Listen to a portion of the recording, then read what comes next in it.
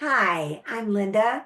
It's so nice to be here with you again in Asturias. I wish I was here in person. It's one of my favorite places on the whole planet. And today I'm going to be talking about what it feels like to be gifted. And I've entitled this presentation, I'm Not Weird, I'm Gifted, Celebrating Uniqueness.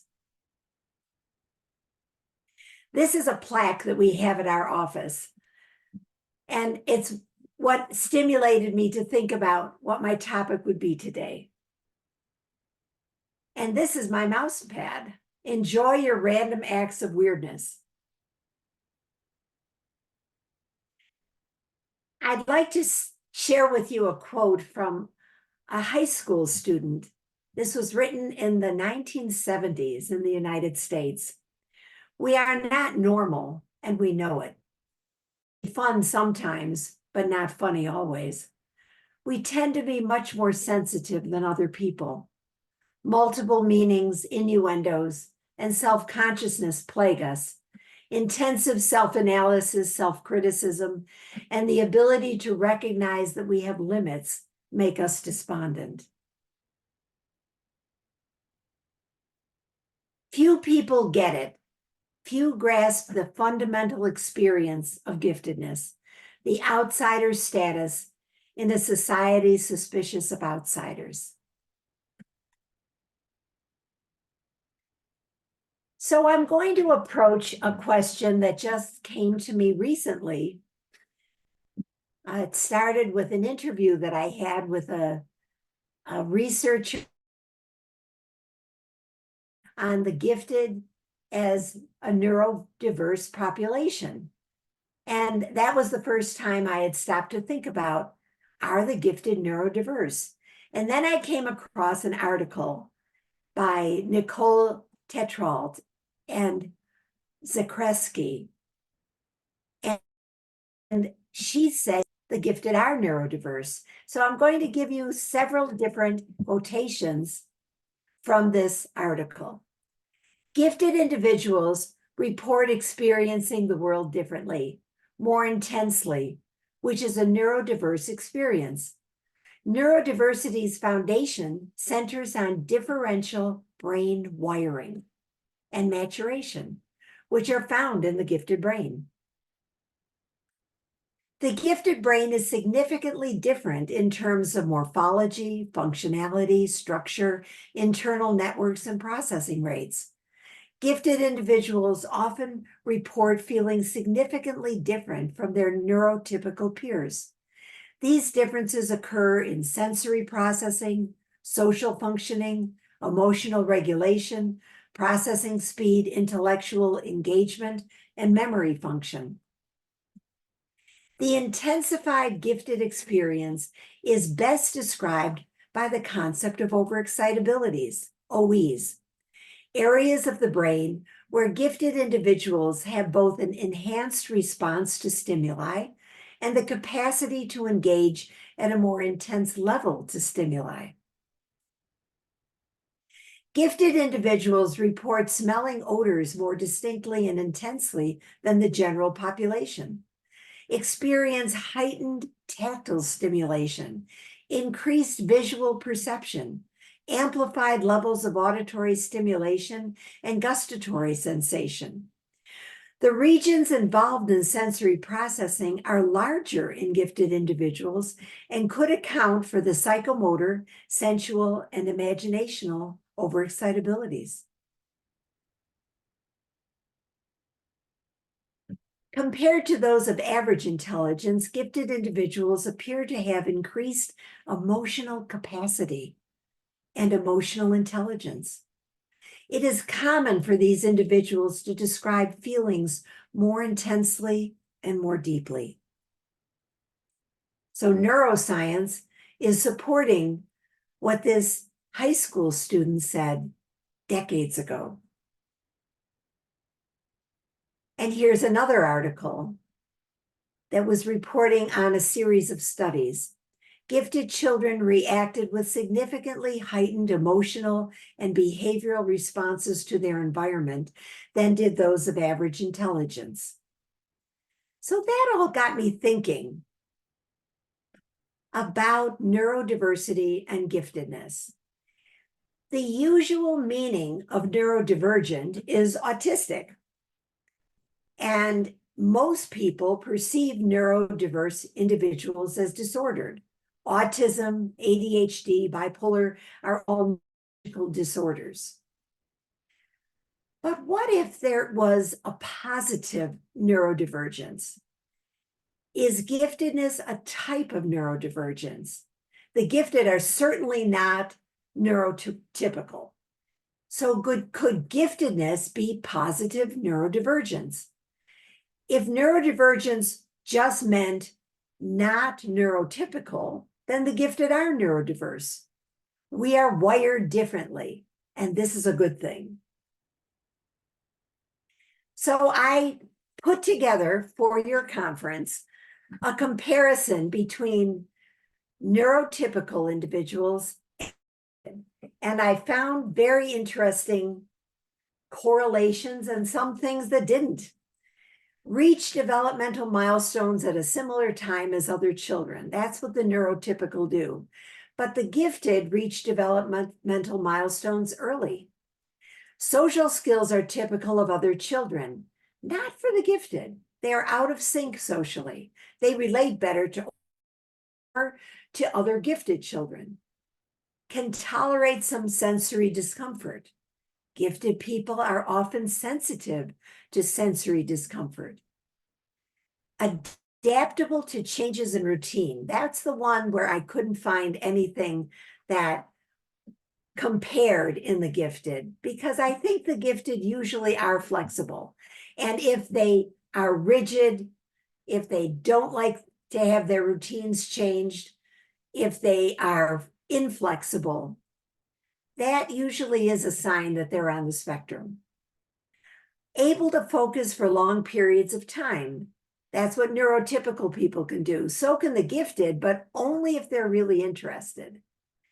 Have varied interests typical for their age. The gifted are immersion learners who delve deeply and sometimes in topics that are well beyond their age. Have an easier time in school and the workplace. The gifted often don't fit in school, and some of them don't fit in the workplace. The gifted are part of the biodiversity of the population. So now we're going to talk a little bit more about the overexcitabilities. I love this quote from Michael Piofsky.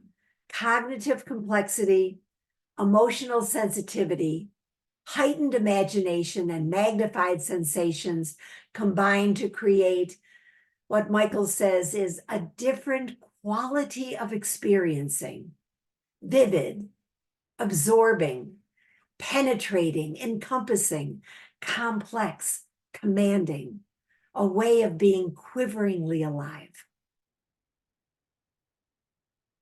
Anything worth feeling is worth feeling intensely. Nothing is simple, bland, or colorless. Everything is electrically charged with rich, multicolored layers of meaning.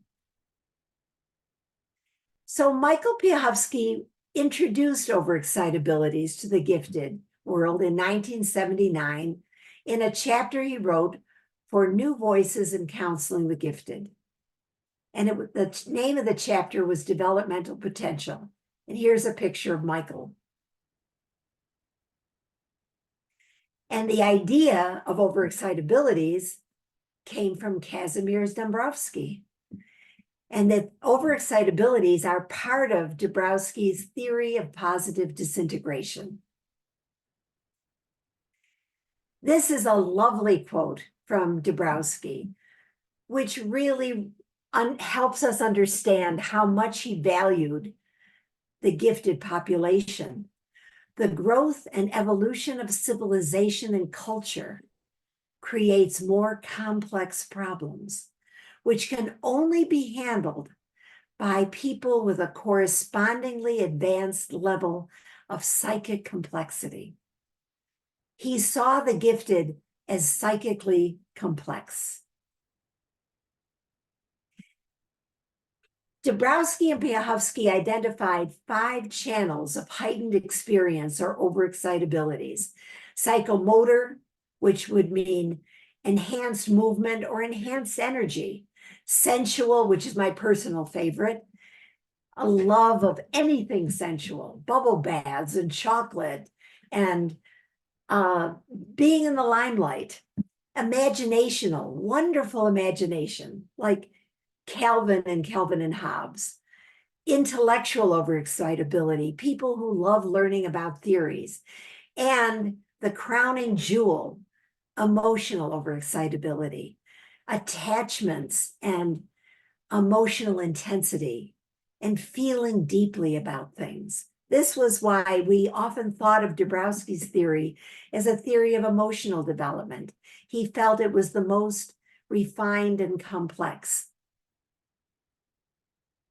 Many gifted adults, I call them the walking wounded, feel estranged and lonely, not realizing that it's their own giftedness that is at the heart of this experience. They feel that there is something wrong with them that's not fixable. They struggle constantly between integrity and accommodation, viewing all of life as a complex set of ethical dilemmas. Peak experiences and devastating lows often come with the territory.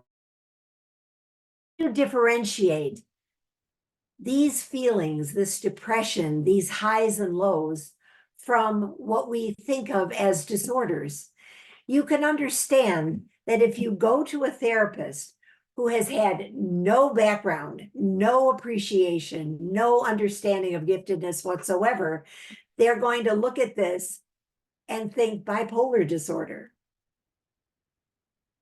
When you're seeking professional help because you're really uncomfortable with whatever is happening in your life, you have to understand that professionals have a tendency to overdiagnose in the areas of their personal expertise. If all you have is a hammer, everything looks like a nail. That particular expression, that metaphor, I thought would be very easy to trace. And yet I found 3 different people who were credited with the idea of if you have a hammer, everything looks like a nail. One was Bernard Baruch, one was Abraham Maslow, and one was Mark Twain. So they all said that.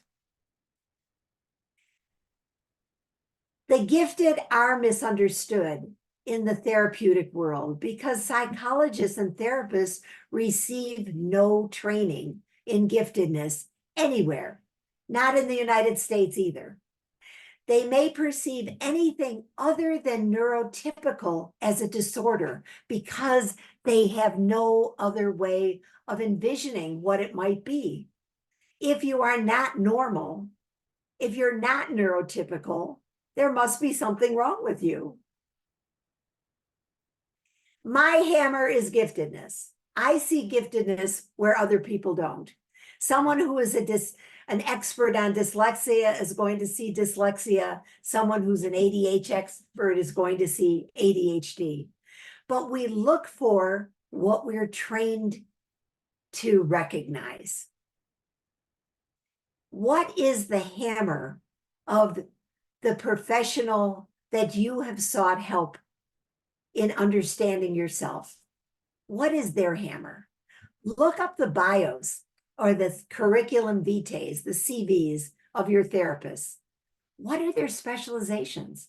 What have they written about? This is what they know about. You will be treated accordingly to what they know about. You are their nail. If you want them to respond to you differently, if you want them to understand giftedness, you're going to have to take control of your own therapy. You're going to have to inform your therapist about giftedness. Otherwise, they won't know.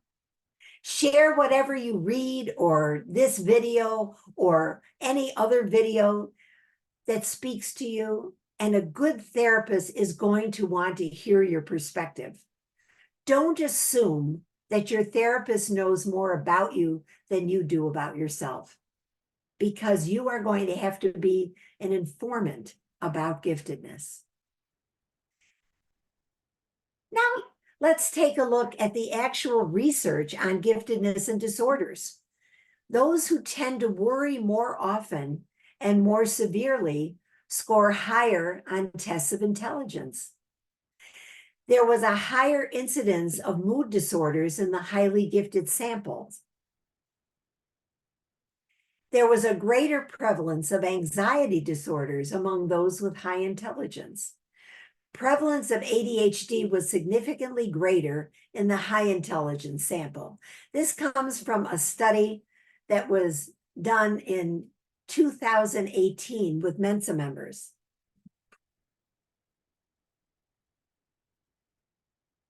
So yes, do you have more anxiety than a neurotypical person? Absolutely. Dabrowski found a much higher incidence of anxiety in the gifted population, and he believed that our neuroses, as he called them, enable us to strive to be the best version of ourselves. We are not adjusted to the world as it is. Instead, we're adjusted to the world as it could be, as it could become. Dabrowski wrote us a poem, Be Greeted, Psychoneurotics.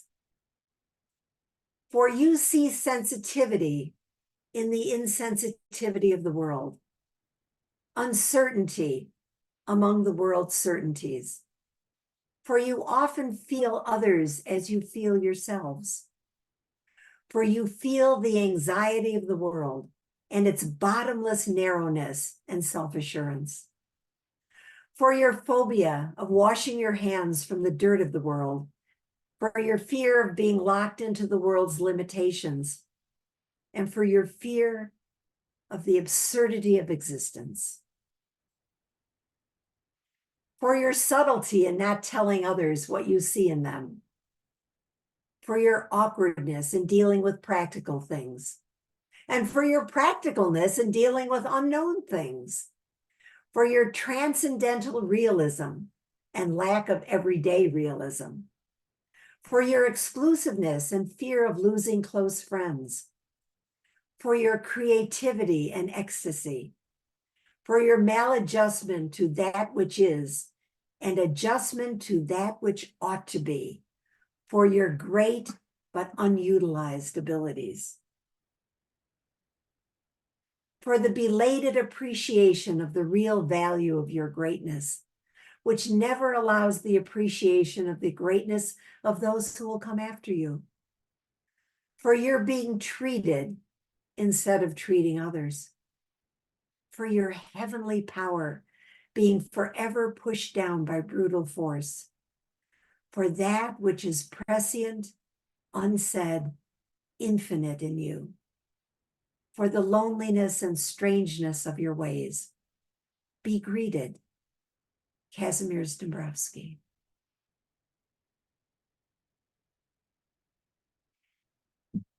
So I have ADHD. Most of the gifted people I know have ADHD, and I don't see ADHD as a disorder. I see it in a very positive way.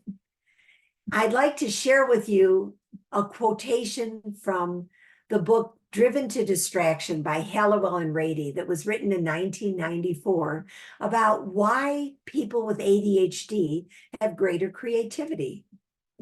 A third element that favors creativity among people with ADD is the ability to intensely focus or hyper-focus at times. The term attention deficit is a misnomer. It is a matter of attention inconsistency. While it is true that the ADD mind wanders when not engaged, it is also the case that the ADD mind fastens onto its subject fiercely when it is engaged. A child with ADD may sit for hours meticulously putting together a model airplane. An adult may work with amazing concentration when faced with a deadline. The ability to hyperfocus heats up the furnace of the brain. The intensity of the furnace when it heats up may help explain why it needs to cool down to be distracted when it is not heated up. This is a picture of Ned Hallowell and a picture of John Rady, the authors of this. So when you're talking about distractibility, it isn't something you have all the time. It's what happens after you've hyper-focused and heated up your brain. You need distractible time. A fourth element contributing to creativity is what Russell Barkley has called hyper-reactivity of the ADD mind. Cousin to the traditional symptom of hyperactivity, hyperreactivity is more common among people with ADD than hyperactivity is. People with ADD are always reacting, even when they look calm and sedate. They are usually churning inside, taking this piece of data and moving it there, pushing this thought through their emotional network, putting that idea on the fire to burn, exploding or subsiding, but always in motion. Such hyperreactivity enhances creativity because it increases the number of collisions in the brain. Each collision has the potential to emit new light, new matter, as when subatomic particles collide. So we had a very interesting experience in Denver many years ago. Michael Piofsky came to teach a course for the Institute that I developed, Institute for the Study of Advanced Development.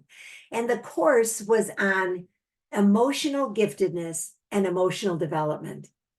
And Norma Haffenstein at the University of Denver was kind enough to offer him space at the University of Denver to offer this class. People came from all over the world. Someone came from Hong Kong and someone came from Australia. And the very first question he was asked is, what's the difference between ADHD and overexcitabilities? Now, what was very odd is that same day, I received a text from John Rady saying that he was in Denver and he wanted to come over and see our program. Well, we don't have a program. We just test kids. But I thought, I can't believe this is happening. Mr. ADHD is in town at the same time that Mr. Overexcitabilities is in town. And so we had a powwow where we invited everybody that would fit in our counseling room. About 22 people showed up, and we posed the question to the two authorities. What is the difference between overexcitabilities and ADHD? And much to our disappointment, they both said, I don't know. It depends on the case. And so they said you have to look at every single person individually to make that determination. But while we were listening to Michael, there were two people from Gifted Development Center, two of our testers, Helen McVicker and Annette Sheely, and we started scribbling notes back and forth, trying to figure out on our own what we thought the differences would be. And this is what the three of us came up with. Overexcitability is not aggression, but people with ADHD have inconsistent impulse control, so they may have unintentional aggression, where they just couldn't control that aggression. Overexcitabilities is a tendency toward inhibiting responses, and that means that many people with overexcitabilities are introverts, whereas individuals with ADHD are disinhibited. They have an inability to inhibit their impulses, and they may appear more extroverted because of it. People who have overexcitabilities are more self-determined, Overexcitabilities are part of the developmental potential for higher level emotional and moral development, which means that you are becoming your own person. You're becoming capable of transcending the cultural norms and having an internal hierarchy of values. That means you're likely to be more field independent, more self-determined, whereas individuals with ADHD are field dependent and stimulus bound and at the mercy of their environment. They're drawn to their environment. With overexcitabilities, you can be very focused, especially if one of your OEs is dominant. People with ADHD are very distractible, forgetful, disruptive, disorganized. Not necessarily true of OEs. Essential thinking is typical of individuals with overexcitabilities. They see what is really important. Tangential thinking may be more typical of individuals with ADHD. And the individuals who have overexcitabilities are purposive. They are purposeful. But ADHD individuals have a need for movement, and that movement may or may not be goal-directed. So this is what we came up with. Just grist for the mill for your own thinking. My latest article that I love about ADHD was written by Dr. William Dodson, a psychiatrist in Denver, who I met right before he retired. And every one of my clients who has some ADHD symptoms, I send this article. The name of the article is 3 Defining Features of ADHD That Everyone Overlooks. They are particularly true of adolescents, of the elderly, of adults. And what we think of as ADHD is based on symptoms of children, mostly boys. These are the 3 features that Dodson identifies. An interest-based nervous system. You can only concentrate when you're interested. If you decide that something is boring, you don't have the wiring to pay attention to something boring. Emotional hyperarousal, which sounds like overexcitabilities, but it goes a little further than that. It's the inability to let go of something and get to sleep at night, but ruminating and ruminating and ruminating about something, that's emotional hyperarousal. Then this last one that he came up with has gotten a lot of play on Facebook in recent years. It's called rejection sensitive dysphoria. And it's a feeling of intense upset, almost to the point of feeling like you were being hit with a knife if you feel that you might disappoint someone who's important to you. So rejection sensitive dysphoria is a physiological feeling of desperate fear if you might be disappointing others. Very interesting hit on what ADHD is all about. So let's see if you have ADHD. Most people who are gifted have some ADHD characteristics, even if you're not diagnosable. Can you get into the zone and the rest of the world just disappears? That's hyper-focusing. Are there not enough hours in the day to pursue all your interests? Is it hard to set priorities? Do you have more energy than most everyone you know? At 83, I have more energy than my grandchildren. Do you have the ability to multitask?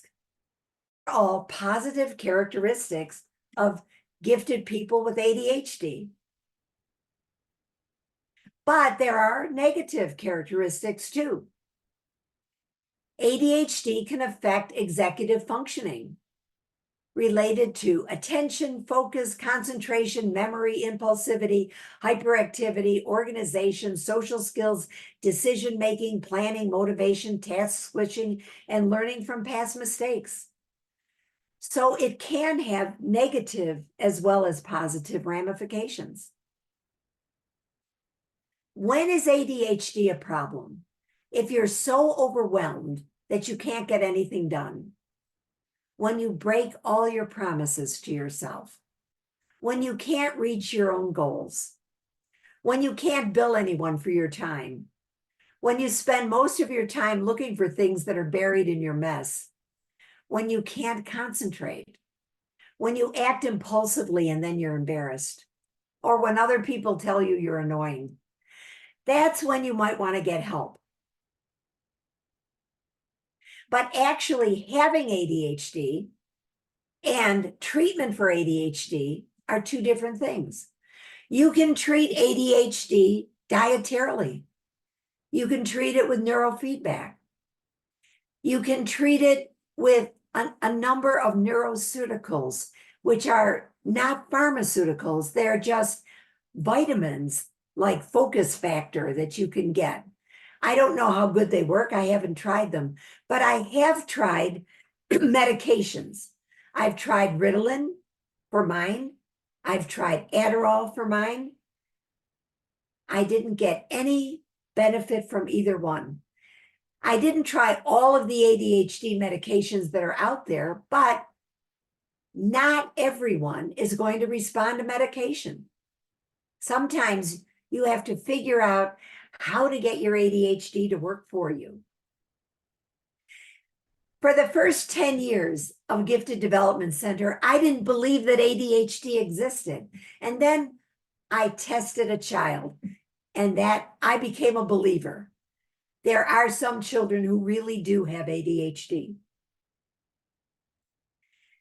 My very favorite recent book is called Raising Your Spirited Child. And it's by Mary Sheedy Kurchinka. And she worked, one of her advisors was a Dabrowski researcher. And she sees everything in a positive way. It's a guide for parents whose child is more intense, sensitive, perceptive, persistent, and energetic. You would think that this is about gifted, but she says it fits 15 to 20% of children. And the gifted are only maybe 3 to 5% of the population. But you definitely will see your gifted child in this book. That's a promise. If you have a child who might have ADHD or might have autism, my very favorite book on ADHD and autism is Different Minds. It's about gifted children with ADHD, ASD, and other dual exceptionalities, and it's by Deirdre Levesque. This is the second edition, and it just came out in June of 2023. Her first edition, which came out in 1994, was called The Bible by parents of children with autism or children with ADHD. So why would you yearn to be neurotypical? A gifted mind is a gift. A gifted heart is a gift. These gifts were given to you for a reason. Would you trade these in to be like everybody else? Would your life be more satisfying being like everybody else? Oscar Wilde said, "Be yourself, everyone else is already taken." There is no one like you in the world. There never has been, and there never will be. You are that unique. Why be like everyone else? Find your tribe. Find a therapist who gets gifted, or that you can give information so that the therapist understands your giftedness. Is your experience typical of the gifted? Celebrate your own unique weirdness. Celebrate your uniqueness. Look at your life through the lens of giftedness. You are wired to be different. If you cherish your weirdness, everyone will join you. You are here for a reason. You are wired the way you are because who you are is what the world needs. You are perfect just the way you are. Something I wrote for Sang many years ago. They asked me to write 100 words on giftedness in adults. Giftedness is who you are. Giftedness is not what you do or how hard you work. It's who you are. You think differently. You experience life intensely. You care about injustice. You seek meaning. You appreciate and strive for the exquisite. You are painfully sensitive. You are extremely complex. You cherish integrity. Your truth-telling has gotten you into trouble. Should 98% of the population find you odd, seek the company of those who love you just the way you are. You are not broken. You do not need to be fixed. You are utterly fascinating. A parent once sent me this quote, and I really treasure it. Every gift contains a danger. Whatever gift we have, we are compelled to express. And if the expression of that gift is blocked, distorted, or merely allowed to language, then the gift turns against us and we suffer. You are a gift to the world. You are needed. Your gifts are needed in the world. Never forget that. Thank you.